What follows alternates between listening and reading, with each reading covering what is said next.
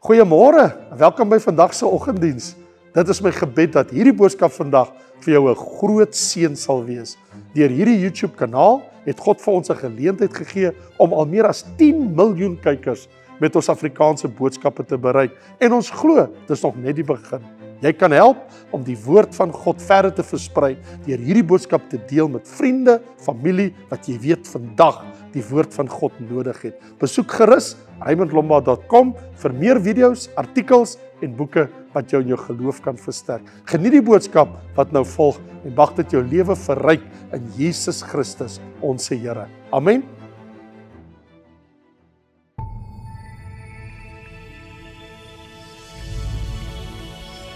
So kom ons lees saam in Lukas hoofstuk 18 vanaf vers 15 tot en met vers 30.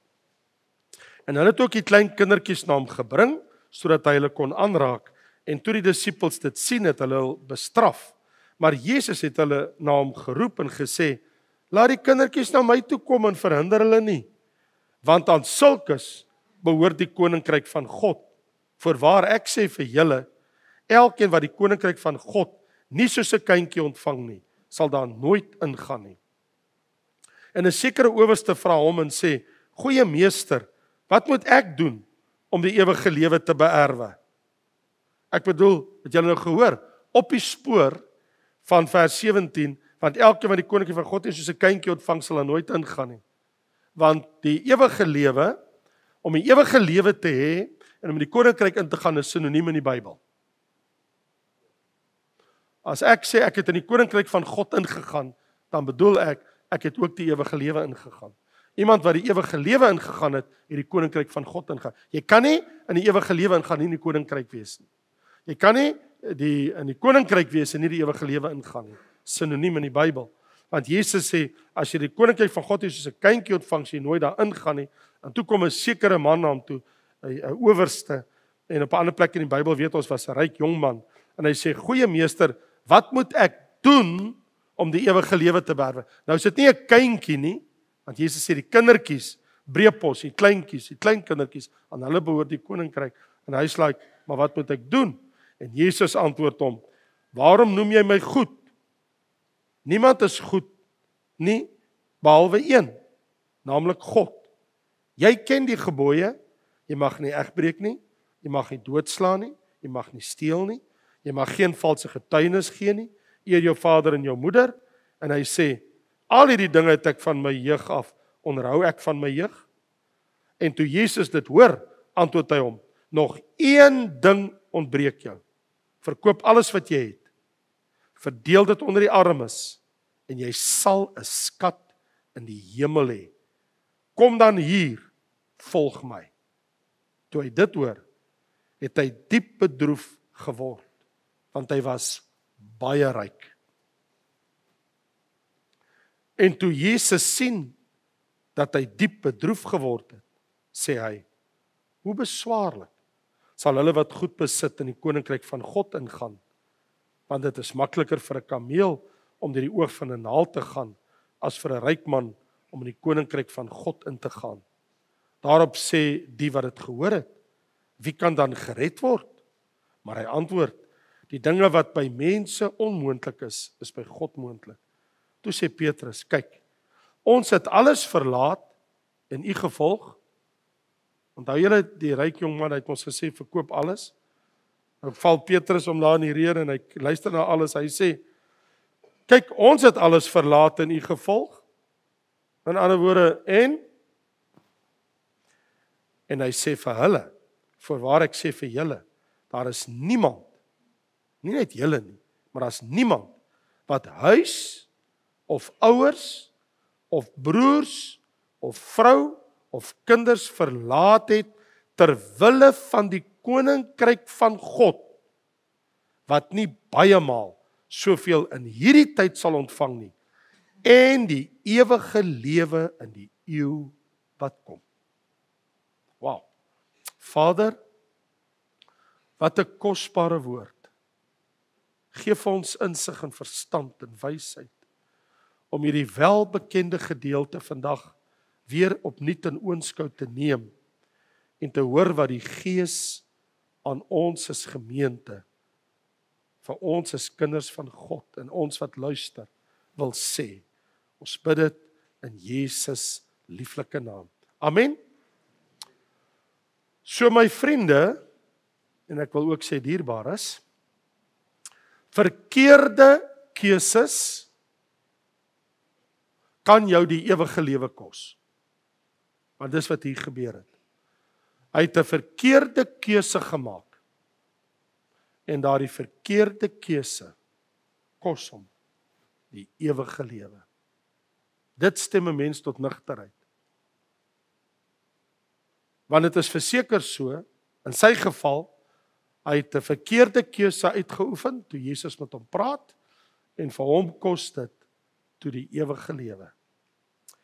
En ek dink daar waar hy nou op hierdie oomblik in die doderyk is, in pyn en ellende, geen water, geen mooi klere, geen voedsel, dink ek hy berou, bitter berou elke sekond, al vir bykans 2000 plus jaar, moet hierdie man homself verwyd, dat hy nie 'n oor gegee het oor wat Jesus te sê gehad het.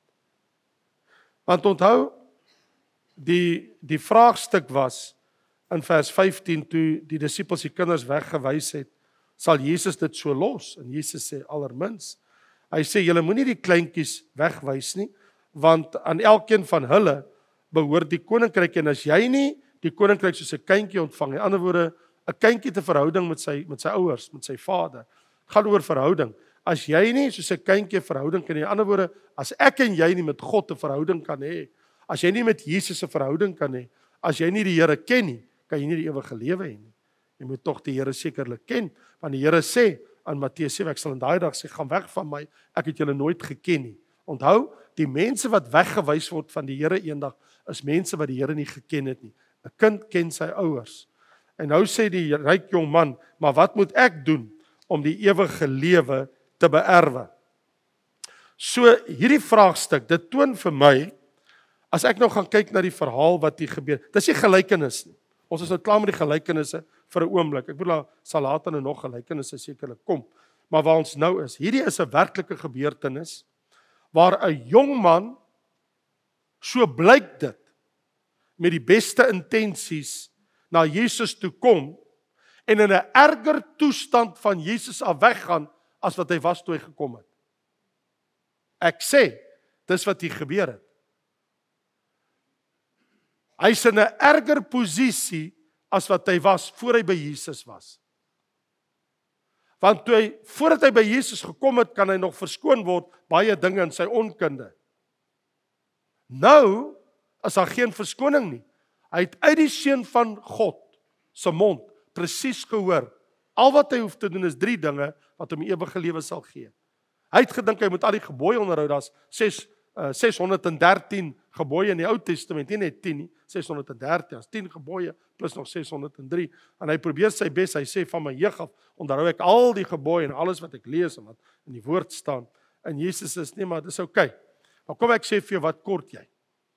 En die ding wat hy gekort het, is 1 ding, maar dit het 3 aksies gevra. 1 handeling wat hom 3 aksies sou verg. So hy, en ek sê weer, hy's erger weg as toe hy gekom het. Inteendeel, hy's nou in 'n baie slegter posisie af, want nou dat hy uit die Seun van God se mond presies gehoor het en hy weier om dit te doen, maak dit hom baie skuldig voor God. Ek bedoel, hy het so baie wat in sy guns tel. 1, hy was godsdienstig, want hy ken die wet. Hy het ouers gehad wat hom 'n Bybel geleer het. Hy het 'n Bybel gehad en hy ken die gebooie, hy ken die wet. So hy het 'n Ou Testament tot sy beskikking gehad. Morele waardes was vir hom belangrik, want die dinge wat Jesus sê, is jy moet moreel reg lewe. Jy kan nie buiteegtelike verhoudings sê, jy kan nie egbreek pleeg, dat dit doen met verhoudings en kuis te leef in jou eie huwelik. En hy sê, maar ek onderhou al daai dinge. Ek doen niks verkeerd nie. So morele waardes was vir hom belangrik. Ek moet reg lewe, opreg. En ek bedoel, dis hoe hy leef, baie mooi. En hy's ook opreg in sy soeke, want hoekom kom hy na Jesus toe? Hy sê na Nikodemus, die rabbi van al die rabbies nie. Want Nikodemus was die professor van al die professors in Jerusalem. Hy is nie by professor, dokter Nikodemus nie. Hy is nie by van die ander rabbies nie. Hy is ook nie by die Joodse raad nie. Hy het nie na die Sanhedrin toe gegaan en vir die Sanhedrin gaan vra, wat moet ek doen om die ewige lewe te kry? Want julle gee vir my die wet en die gebooie en die woorde van God. Julle leer dit, julle Herodiane, die Sadduseërs, die Fariseërs of selfs die Esseners, julle wat die Bybel oorskryf en kopieer. Hy het nie gegaan na die Bybelvertalers toe en die kopieerders toe en almal wat die wette ken nie. Nee, hy kom reguit na die man van alle manne, na Jesus toe. Die seun van God, die Messias. So, wat dit betref, ek bedoel, as hy by my gemeente waar aansoek gedoen het, ek sou hom gevat het. Klink vir my na 'n goeie jong man. Wat dink jy? Ons gee nie om. Ek bedoel, iemand wat so lewe, hoekom sal ons hom nie 'n lidmaat maak in die kerk nie? As hy sê, maar ek doen alles wat julle sê. Ek het my laat doop en ek doen al die goed wat julle sê. Regtig. Ek en jy, ek bedoel, as ons luister, hy sê, Here, maar al hierdie dinge onderhou ek van my jeug af. Van buitelik het hy 'n pragtige jong man. Ek dink wat myself betref het, ek sou gedink het, ek sal hou van sulke jong mense in my gemeente. Ons kan doen met so 'n paar van hulle, op die oog af. Dis dit hoe dit lyk. Ek bedoel, so my vraag eintlik is, maar wat is dan verkeerd met die jong man? Wat is dan nou so erg in hierdie hele verhaal? As jy nou moet eerlik wees en jy begin dit ontleed, wat het hy dan nou gedoen wat nou so verkeerd is? So wanneer jy begin kyk, en jy begin hier bietjie krap, dan, wat het op die oog af, as jy dit die eerste keer lees, dan is dit like, maar hy is so onskuldig, en hy so opreg, en hy kom na die Here toe, wat's fout? Dis alles mooi en reg, dit lyk dan alles so reg. Ek bedoel, hy kom na die regte persoon, hy gaan nie na 'n valse leraar toe nie, hy is nie met valse doktrines besig nie, hy het nie verdwaal nie, in die skrifte nie, hy kom na die regte persoon, en hy vra die regte vraag, wat moet ek doen om die ewige lewe te hê? Wat's verkeerd daarmee om dit te vra? Wat jy nie ook al gevra nie, wil jy nie ook die ewige lewe hê nie? Ek bedoel, niks wat hy sê, is verkeerd tot op die stadium nie. Hy doen al die regte dinge. Hy kom na die regte persoon, hy vra die regte vraag, en hy kry nog die regte antwoord ook. Hy het alles wat vir hom gaan. Die regte persoon, die regte vraag, die regte antwoord, en boem, hy maak toe die verkeerde keuse. Nou mense sal wonder, wat is nou eintlik so ontstellend in wat werklik hier gebeur het? Ek bedoel, alles werk vir hom. Hy wil alles reg doen. En hoekom moet hy nou hel toe gaan? Hoekom moet hy nou verlore gaan? Want hy het 'n verkeerde keuse in sy lewe uitgeoefen. Ek stel dit aan jou. Jy kan in die regte kerk aanbid, en is reg dat jy hier is. Dis nie die enigste regte kerk nie, maar jy kan by die regte kerk wees. Jy kan die regte Bybel hê, die ou Afrikaanse vertaling asseblief, 1953, please. Jy kan alles hê wat reg is. Jy kan met die regte, opregte bedoelinge kerk toe kom. En nog steeds die hemel mis. How is it possible? Hoe is dit moontlik? Ek drink koffie saam met die pastoor in die saal na die tyd. En ek kuier met sy aanvallige vroutjie. Ek het nog nie van gedagte verander nie, hoor. Sy is nog steeds 'n aanvallige vroutjie vir my. En ek ken die leierskap. En ek kyk na die video's. En my voete is op die koffietafel en ek luister as die pastoor preek en is so mooi. Kom ek sê waar lê die probleme? Hy was nie eerlik met God en homself nie. Maar dit is waar jy dit nie sien nie. Dit lê by die hart. Die ding lê dieper as die oppervlak. Want oppervlakkig lyk alles reg. Van buite af doen hy alles reg. As niks verkeerd wat jy sien nie, wat jy waarneem nie. Maar onderliggend is daar iets wat radikaal verkeerd is. Maar jy kan dit nie met jou oë sien nie. Dis wat hier gebeur het. Alles lyk vir my en jou dan so reg. Maar Jesus se oë sien mos alles raak, want hy sien tot die hart. Want jy sien, hy kon nie doen wat Jesus hom gevra het om te doen nie, want sy hart het hom nie toegelaat nie. Hy kon dit nie oor sy hart kry nie. Was sy naam maar net 'n Saggeus. Onthou julle van Saggeus aan Jerigo? Hy klim in 'n willevye boom, hy klim tot in 'n boom om Jesus te sien, want hy's kort van postuur. So hy's nie 'n lang man nie. En hy's daar in die boom in en hy sit daar tussen die blare en hy loer in hierdie willevye boom en hy kyk en daar kom Jesus aan. Hy wil so graag die man sien en toe Jesus reg onder hom kom. Saggeus, ek het geweet jy sit in die boom. Kom. Nou ek bedoel, toe Jesus in sy huis was, Jesus het hom iets gesê nie. Hy spring op halfpad in die maaltyd. Hy gooi sy vurk neer en hy staan. Hy sê, Here, ek het iets om te sê in hierdie huis. En Jesus is, wat wil jy sê? Hy sê, Here, die helfte van my goed gee ek vir al die armes. En Here het hom eens gevra, hy moet hom iets gee nie. Hy sê, Here, as ek iets van iemand afgepers het, gee ek dit 4 keer terug. Hoe wens ek nou, hy het iets van my afgepers. Kry ek dit 4 keer terug. Woe! Ek bedoel, daar het 'n hart verander. En dit het gebeur in Jesus se teenwoordigheid. Was hierdie man se naam eerder maar Saggeus? Maar dis toe nooit. Kyk die verskil. Kyk die verskil. In hart. Gaan oor die hart. Dis dieselfde twee mense, albei ryk. Hierdie was 'n ryk middeljarige wat ook al man. Ja, nie was 'n ryk jong man. En nie net ryk nie, baie ryk, stinkryk. He had lots of money. Maar jy sien, so sy godsdiens was toe al die tyd oppervlakkig. 'n Vertoon van wat mooi is, vir almal wat kan sien, ek is 'n respektabele jong mens, en ek weet hoe my te gedra, en ek doen dinge reg. Maar kom ons kyk 'n bietjie waarin was hy verkeerd. Eerstens, sy persepsie van Jesus was nie reg nie. Hy kyk na Jesus as maar net 'n goeie mens. Want sy invalshoek was, hy sê, goeie meester. Moreel. Goeie meester.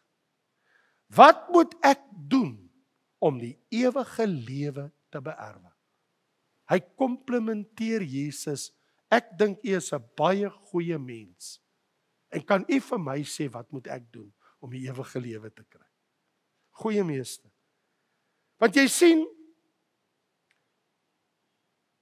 dit was buitengewoon om vir 'n rabbi te sê, hy's goed. Want hulle ken die skrifte sê, God is goed. Hulle het mos die Ou Testament, in Psalm 25 vers 8, die Here is goed.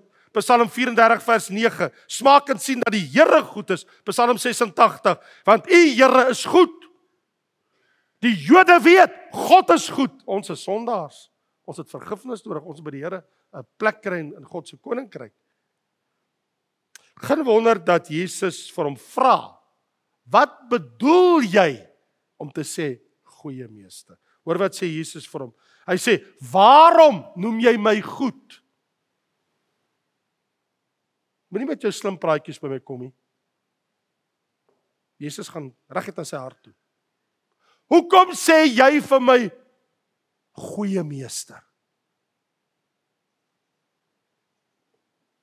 Wat bedoel jy? Weet jy werklik dat ek goed is? Want as jy sê dat ek goed is, dan sê ek God. Want net God is goed. Kan jy dit nie sien nie? So sy optrede toon dat hy nie werklik gedink het van Jesus wat hy behoort te dink nie. Sou hy werklik glo? Gaan hy mos nie so ligweg ook argumenteer toe Jesus vir hom sê, wel, En as jy dan nou wil weet, Jesus sê niemand is goed behalwe God. Julle skrifte sê dit, dis wat die Bybel sê. So moenie met my so praat nie. Hy sê maar terwyl jy nou vra, jy ken die gebooie. Jesus begin nie vir hom sê jy mag nie egbreek, jy mag nie steel nie, jy mag nie dit. Jesus sê vir hom, maar jy ken mos die gebooie. Ek en jy weet mos jy ken die Bybel. Jy het mos 'n Bybel. Jy lees mos jou Bybel. Die gebooie wat sê mag jy egbreek, mag jy doodslaan, mag jy steel, geen valse getuienis eer jou vader. Hy sê ja, ek onderhou al hierdie dinge van my jeug af. Ek doen nie daai goed wat die Bybel sê ek nie mag doen nie. Doen ek nie. Ek is nie daaraan skuldig nie. So, hier is sy probleem. Hy het 'n oppervlakkige beskouing van sy eie sonde. En hier is 'n dodelike ding. As jy oor jou eie sonde lig wegkam, jy sien nie die erns van jou eie sonde, ek en jy. En ons besef, ek moet daadwerklik tot 'n besef kom, waar ek daadwerklik om vergifnis vra. En niemand het lig weg daaroor kam nie. So sy lewensuitkyk oor sonde is, ek doen nie erge goed nie. Ek doen nie hierdie vreeslike goed nie. Wat ander mense sal sê, kyk wat het hy gedoen. Ek doen nie sulke dinge nie. As geen twyfel, hy probeer 'n mooi skoon lewe nastreef by die jong man. Ek bedoel, dis tog dit wat hom gedryf het in die eerste plek waarom hy by Jesus gekom het. Hoekom het hy by Jesus se voete kom neerval in die eerste plek? Ander plek sê hy het by sy voete neergeval en gevra. So die feit dat hy dan na Jesus toe kom, wys die intensies is daar, hy wil weet. Wat Jesus nie doen nie, hy hou nie die wet aan hom voor as 'n spieël, om te sê, hoorie, maar as jy hierdie tik-off list het, hier's 5 dinge. As jy hierdie 5 kan tik-off, jy het nie gehoer en rumoer nie, jy het nie egbreek gepleeg nie, jy eer jou vader en jou moeder, en jy steel nie. Dis 'n tik-off list. As jy deur hierdie tik-off list kan gaan, en jy kry 'n hoë punt, kom ons sê 80% of wat, en jy het 'n goeie slaagsyfer, you gonna make it. Jy het die ewige lewe, jy's alright. Dink jy die Bybel werk so? Dan moet ek vir jou sê, dan moet jy gaan lees wat staan in Romeine 3. Want Romeine 3 vers 19 en 20 sê, nou weet ons dat alles wat die wet sê, die wet, wat hierdie jongman so voor Jesus kom gooi om te sê, maar ek onderhou alles, dat die wet sê, vir hulle wat onder die wet is, hy is onder die wet, sodat elke mond gestop en die hele wêreld voor God doemwaardig kan wees. Die Bybel sê, die wet veroordeel jou tot die hel. Jy is skuldig. Hier staan, die wet stop elke mens se mond toe. Hy moes sy mond gehou het, wat hy nie kon nie. Dit stel jou voor God, die hele wêreld, doemwaardig. Ons is almal skuldig aan die oordeel van God. Aangesien hy die werke van die wet, om te probeer doen wat hy dink is 'n tik-off list, ek het dit nou gedoen, geen vlees voor hom geregverdig kan word nie. So niemand wat probeer om die wet te onderhou so goed soos jy kan by die tik-off list kom, het al 613 afgetik en gesê, ek het nie een oortree nie. Die Bybel sê, man, Romeine 3 sê, ons is almal skuldig, ons is almal gesondig, ons is almal sondaars voor God. So die probleem met hierdie jong man is, hy dink hy is so goed. Daar's nog net iets anders wat ek moet doen, dan kan ek die ewige lewe hê. Hy sien nie sy eie sonde. Hy sien nie sy eie skuld. Hy kan nie tot die besef kom, ek het die diepe vergifnis van God nodig in my lewe. He just can't see it. Hy kyk in die spieël van die woord, hy kyk in die Bybel, maar hy is so blind weens sy eie geregtigheid, 'n posisie wat hy ingeneem het. Ek doen nie dit nie. Weet jy, soos hy man, onthou julle van nou die dag, toe daai man wat ons gekyk het, wat sê, daar in Lukas, toe hy gesê het, ek dank u, dat ek is nie soos hierdie tollenaar, ek is nie 'n rower, ek gee my 10des elke week, ek vas 2 keer 'n week, ek doen hy het ook 'n tik-off list, die ou daar, bietjie terug, hy het ook sê, jy sê hulle het hierdie tik-off lists, as ek dit en dit en dit en dit en dit en dit kan aftik, dan is ek reg. Wat 'n toedrag van sake, die smet van sy eie sonde kan hy nie raak sien nie. En Jesus ken sy hart. En in plaas van om vir hom te preek, sê Jesus hy moet iets doen wat iemand wat gierig is nie kan doen nie. Wat iemand wie se god Mammon is nie kan doen nie. Jesus gaan reguit na die saak en Jesus besluit, dan gaan ek nie met hierdie ou sukkel nie. Hy gaan reguit na sy hart toe. Hy sê vir hom, luister, kom ek sê vir jou, jy wil weet wat moet jy doen om die ewige lewe te beerwe. Hy sê ook, ek sê jou wat. Net een ding ontbreek jou. Een ding, maar dit vra 3 aksies. As jy sê jy het al hierdie dinge gedoen op jou tekenflis, great. Kom ek sê vir jou, ek sal jou die ewige lewe gee en ek sal jou skat in die hemel gee en jy sal vir ewig by my kan woon in die heerlikheid van God tot in alle ewigheid as jy net hierdie een ding doen. One thing. Los nou die 613 wette. Ek sê vir jou, as die seun van God, doen vir my hierdie een ding en jy die ewige lewe. Wat sal jy doen as Jesus vanoggend voor jou kom staan en Jesus kyk jou in jou oë en hy sê, as jy hierdie een ding doen, sal jy vir ewig saam in die hemel wees. Sal jy dit doen? Natuurlik. Ek en jy sal oor ons voete wil val. Maar hy kon nie. Hoekom nie? Want Jesus het die snaar van alle snare aangeraak in sy hart. Mammon, geld, besittings, materiële welvaart, die dinge van die wêreld. Dit besit hom, sy hart en sy hele lewe. Hy was besit deur sy liefde en sy attraksie vir wêreldse dinge. En hy kan nie daarvan afstand doen nie. Hy kry dit nie reg. Wat 'n mens eintlik skok is, onthou sy uitkyk op saligheid vir redding was mos een van, wat moet ek doen? So Jesus sê, okay, jy wil weet wat moet jy doen? Kom ek sê vir jou wat moet jy doen?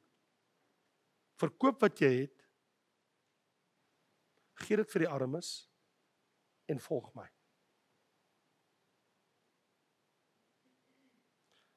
Hy wil was dit dan nie, ek wil die ewige lewe hê nie. Dit is ons waaroor alles gegaan het. Hy wil saligheid hê, maar op sy terme. Hier is dit baie gevaarlik. As jy wil gered word op jou terme, you've got real problems with God. Dis gevaarlik as jy dink jy gaan hemel toe op jou terme.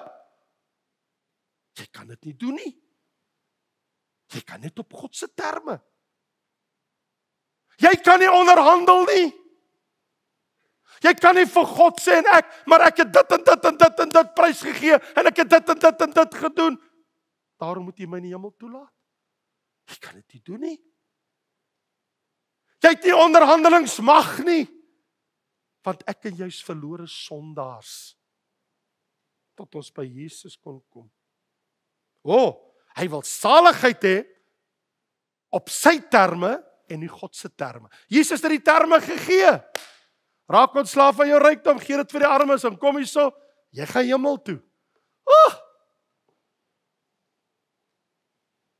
Dit was vir hom te veel. Nee.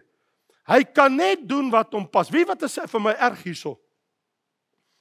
Seker toe hy nou na Jesus toe kom, was daar so vrolikheid in sy hart. Dalk het hy met Petrus lig gereël vir 'n afspraak by Jesus, né? Ek weet nie. Hy dalk met want dit is so maklik om by Jesus uit te kom. Hy dalk 'n afspraak gekry by Jesus, né? En hy kom daar en die poort is oop en hy val daar neer en hy kan sy saak stel. Wie wat is vir my erg? Hy kom met blydskap. Hy gaan daar weg in trane. Hy's bedroef. Hy's hartseer. Wat 'n toestand. Wat 'n toestand om na die Here toe te kom met blydskap in jou hart. Vandag gaan ek my antwoord kry en jy gaan daar weg in trane. Wat help dit? Jy sê hy was oneerlik. Hy was nie opreg nie. Hoekom het hy nie gedoen wat Jesus sê nie? Hy dan kom vra. En daar is jou antwoord. Wil jy hemel toe gaan? Doen net hierdie een ding. Ek wil Jesus sê nie, hy moet 3 dinge doen nie. Hy sê, one thing. Een ding. Wow. Wat sal jy doen as jy hoor, jy moet net hierdie een ding doen en jy sal hemel toe gaan? So was dit nou net 'n skyn. Was hy dan nie bereid nie? Hy besit toe nie die ewige lewe nie. Hoekom ek jou sê, ek moet nie die ewige lewe besit nie? Want sy besittings het hom besit. Hier is die probleem. Wanneer jou besittings jou besit, hoe sal jy die ewige lewe besit? Hy was besit deur sy eie besittings. Hy sien die kans om uit die greep daarvan om los te wring nie. Hy kan nie. Sy besittings besit hom. Maar met sy lippe sê hy het die Here lief. Maar sy hart word besit deur iets anders. Hoe vreeslik. 'n Jong man, hierdie jong man vir my is 'n waarskuwing aan mense wat sê ek wil die Christelike geloof hê, maar ek het nog steeds my eie waardes en my eie lewenstyl. Gevaarlik. Baie gevaarlik. En Jesus, soos altyd, hy kry dit so wonderlik reg, nê, om sy vinger op die plek te sit, nê? Hy het mos die vermoë om sy vinger daar te druk waar hy moet. So, vriende, ek wil dit vir jou stel, verkeerde keuse in die lewe kan jou die ewige lewe kos. Hier is die waarskuwing in die Bybel vir ons almal. Hier is dit. 'n Verkeerde keuse kan jou die ewige lewe kos.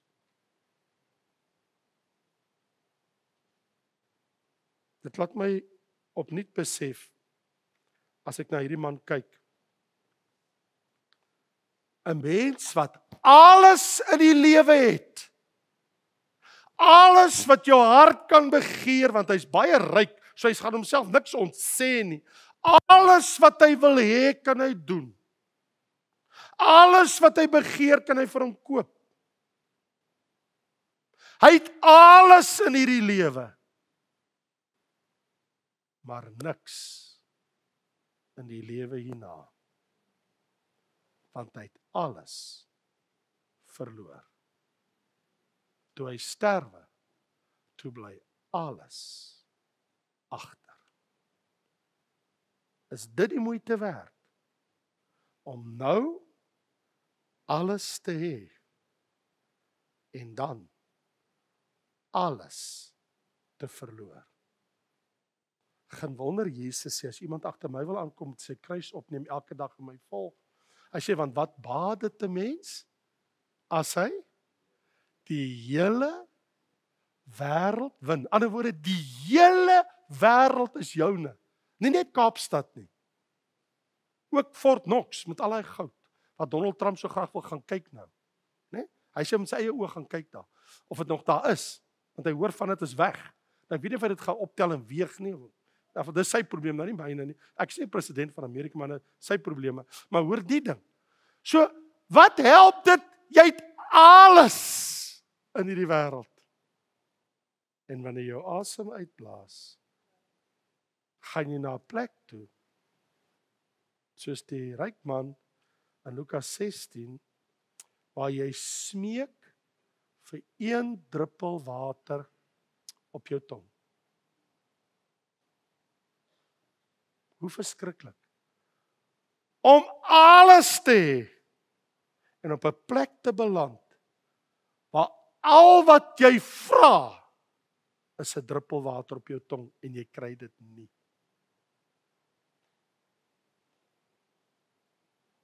So wat is die 3 dinge wat hy moes doen? Jesus sê 1 ding kom jou kort. Nee, ja, dit is 1 ding. Daar's 1 ding wat jy kort kom, maar dit het 3 handelinge. 1, wat Jesus sê is, ek kan sien dat jou besittings besit jou, en ek het nie plek daar nie. En om vir my in jou hart te kry, moet jy eers hierdie goed uitkry. So ek sê, hoe doen ons dit? Verkoop al die goed wat jy het, want dit besit jou hart. As jy dit uit jou hart uit kan kry en jy daarvan ontslaag geraak, dan het jy plek vir my in jou hart. Alright? So wanneer jy dan plek het vir my in jou hart. So terloops, wanneer jy van dit ontslaag, ek sal vir jou sê hoe raak jy van dit ontslaag? Gee dit weg vir die arme mense, nie vir jou pelle nie. En jou familie nie. Gee dit vir die armes. En as jy dit klaar gedoen het, dan kom jy hier en jy volg my. Neem jou kruis op en jy volg my.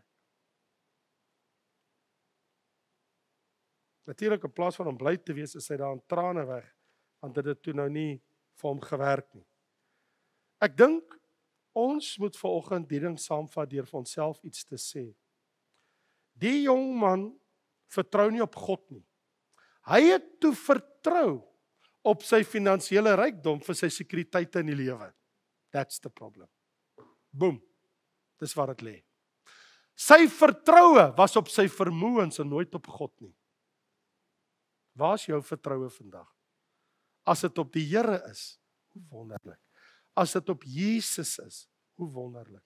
En dit beteken nie as jy rykdom het moet jy dit weggee nie. Ek bedoel as jy wil gee, kom praat eers met my. Ek weet van baie mense wat ons kan help. Ek help ook baie mense. Ons kan dit doen. Dat ons nie sommer net weggee nie, dat ons dit nou op die regte manier doen. Die Bybel sê ons en dat ons moet altyd die armes wat by ons is, het ons daar en ons kan hulle help. En die dag gee van die apostel sê ons, if you give alms, almoes gee, let it sweat in the palm of thine hand until thou knowest for whom thou art giving. So selfs al gee jy almoes weg, dink voor die hand oopmaak, vir wie gee jy dit? Okay, maar dis nou daar gelaat.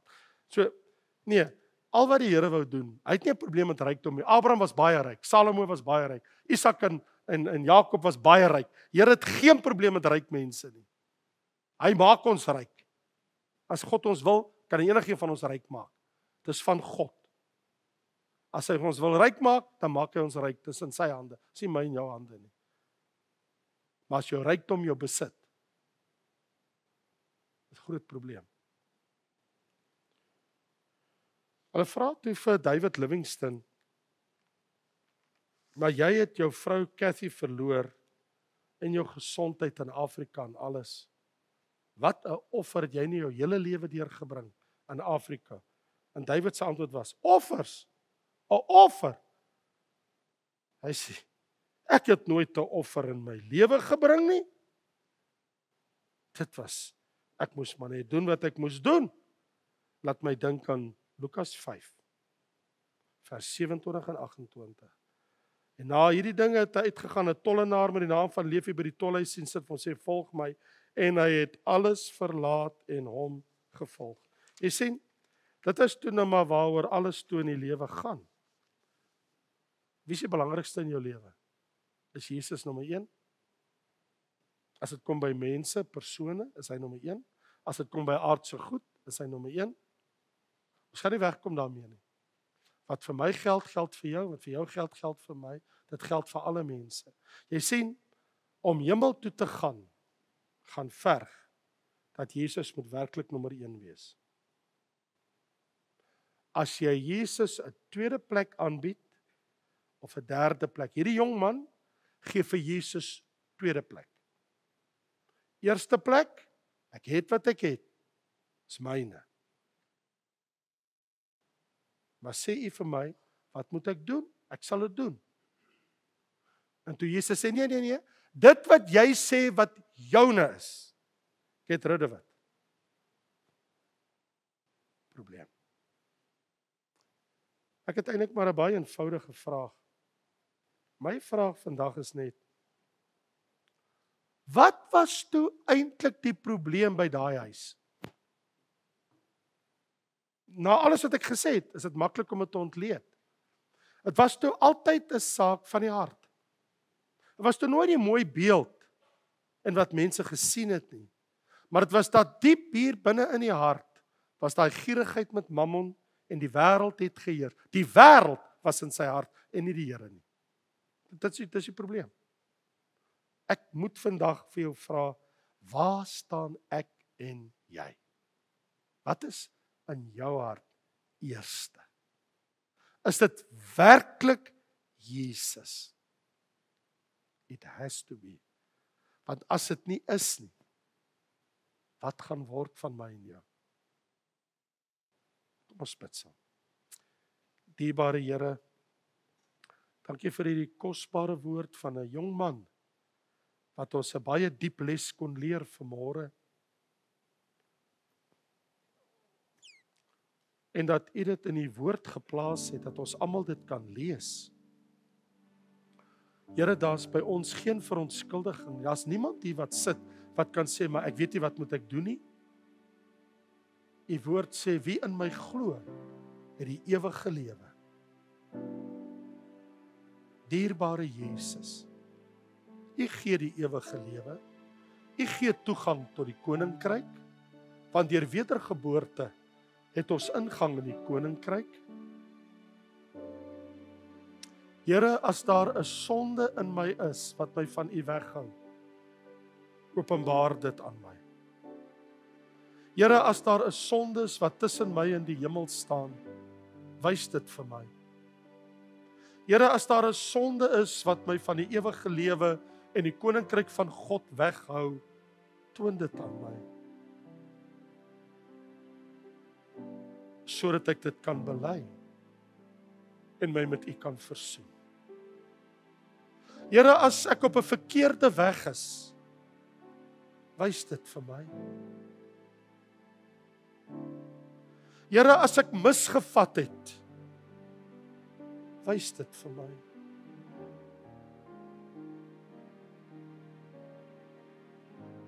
Here, as die hemel se poort vir my vandag gesluit is, toon aan my, wat moet ek doen, sodat U die deur vir my kan oopsluit? Want ek wil by U wees vir ewig. Ek wil in die koninkryk wees. Ek wil die ewige lewe beerwe. En meer dan enigiets anders, wil ek die ewigheid by U deurbring. En Here, as daar iets is wat my verhinder, en ek miskien my op die breë weg bevind, en nooit deur die nou poort, die smalle weg betree het, wys dit vir my. Asseblief, Here. Here, help my om my eie hart te bedrieg. Bewaar my van 'n selfregverdige gees. Bewaar my van my eie blindheid, van my eie hart.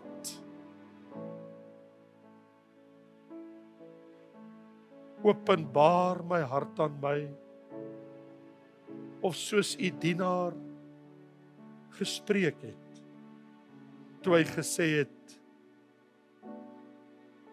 ken my hart, toets my, beproef my, en kyk of daar by my 'n weg is van smart, en lei my op die ewige weg.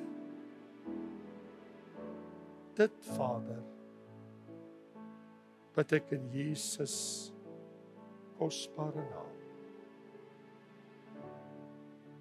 Vader, my Vader, as herder van hierdie gemeente, kom staan ek vanmôre tussen U en hierdie gemeente, en ek pleit vir elke mens wat vandag hier sit. Ek smeek U, Here, dat nie een wat in hierdie plek was, ooit sal verlore gaan nie.